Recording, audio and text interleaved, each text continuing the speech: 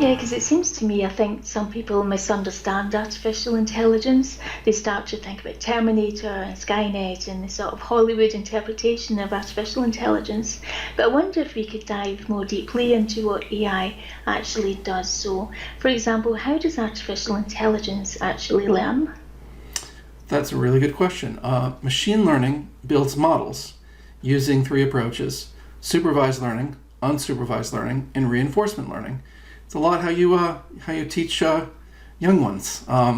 With supervised learning, you have an algorithm that learns from example data and target responses, like kids in grade school working with set data sets that we know what kinds of decisions need to come out of those and what data sets that we need to handle those kids in order to teach them the types of things that we'd like to teach them.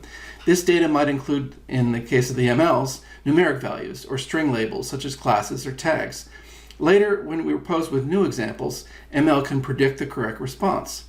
Now, in unsupervised learning, the second one, ML learns from examples without any associated response. That is, the algorithm determines the data patterns on its own and determines its own results. Reinforcement learning, here's where we know what the outcome of the decision should be, and we need to train the ML how to assess certain situations and then choose those outcomes based upon different kinds of data. And so the ML is trained to make specific decisions from the environment. In this way, the machine captures the best possible knowledge to make accurate decisions.